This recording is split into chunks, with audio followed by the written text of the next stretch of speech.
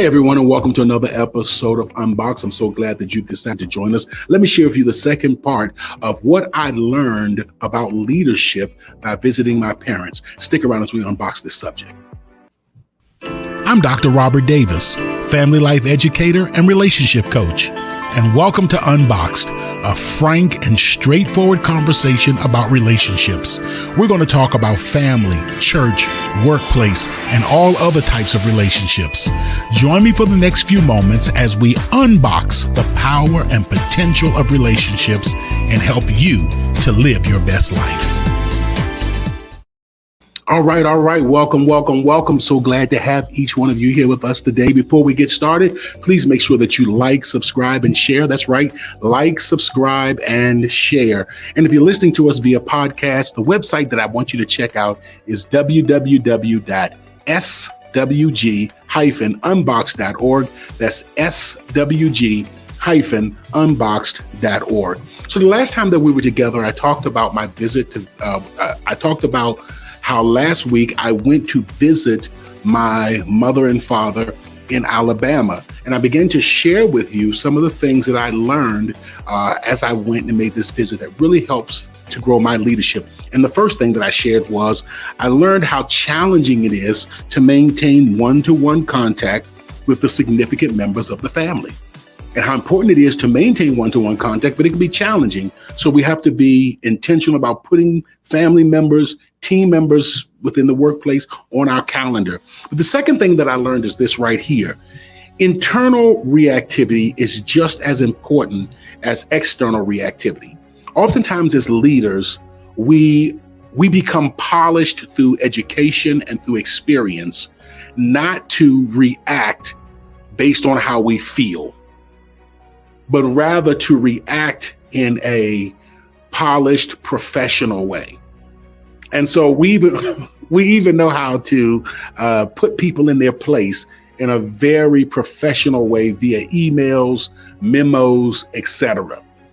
But while we have mastered the skill of not being reactive externally, in other words, we don't cuss people out or punch people in the mouth or fall out with folk on our jobs for the most part. There's still a lot of internal reactivity. And what I want to do is I want to encourage you to not just focus on how you react externally, but also to spend time focusing on how you are internalizing relationship challenges and relationship difficulties. Become very clear about what you're feeling as you interact with certain individuals and as various situations arise, because the less that we are aware of how we're feeling, and then number two, developing a strategy on how we're going to function when we feel certain ways, the more likely it is that we are going to we are going to respond and become reactive. So I want you to think about that. The second thing is the internal emotional reactivity. And this is very important. The emotional internal reactivity really does show us how emotionally fused we are with people. In other words, how much we're connected to them in a unconstructive way, which gives them control and power over us. So being aware of of the emotions that arise when we're in relationship with a particular person or when a particular situation arises, then it really helps us to understand just how much control, how much power another person has over top of us. And so working on how we are internalizing and the feelings that we have, becoming aware of them and becoming clear about how we want to process those feelings really does help us to be stronger, more productive leaders. The third thing that I learned by visiting my family is that leaders should be more curious than judgmental. Leaders should be more curious than judgmental. And I want to back up. The reason that I shared that second one with you, I forgot to tell you a quick little story, is because I have discovered that while I may not respond a particular way when my mother or father or other family members do things that annoy me, I still have those internal struggles. And while I may be smiling on the outside, I'm fuming on the inside. And I'm recognizing how unhealthy it is when I'm not in control of the internal, even if I'm in control of my external response. So number 3, here it is. Leaders should be more curious than judgmental. One of the things that I have discovered as it relates to interacting with family is the importance of just being curious. Almost putting on your investigator's cap, your researcher's cap.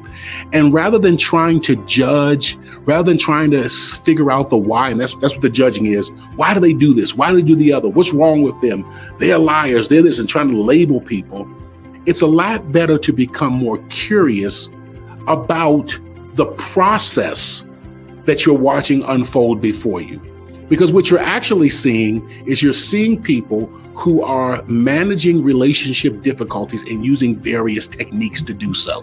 When you see someone who struggles with lying, someone who is, conflictual, always starting conflict, when you see someone who, cuts off and is silent and kind of retreats, doesn't have anything to do with the family or distances from the family, you're seeing people who are actually using different mechanisms and different strategies to manage the relationship and the difficulties within the relationship.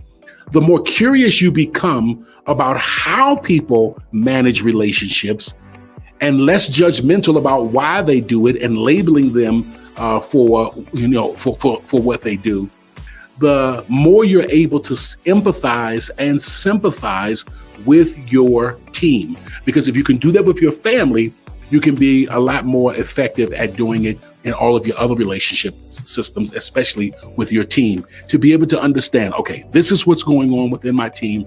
This is how they're managing these relationship difficulties. It's not about, how bad they are, but then how can I model for them more effective ways to manage themselves within these various relationship challenges. And rather than lecturing, I actually want to model it to show them this is how an individual manages relationship challenges and difficulties. These are just a few things that I learned by being with my family. I want to encourage you to spend time with your family, to be intentional about the things that you observe, mostly about yourself as you're interacting with your family. And because as we know here at UnBoxed, that if we can unbox the power and the potential of relationships, then we can unbox the power and the potential of our leadership. I'll see you the next time. Seasoned with Grace, UnBoxed also provides healthy relationship training and leadership development for businesses, churches, and community organizations.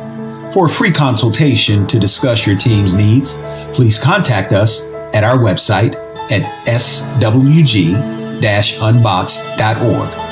That's swg-unboxed.org.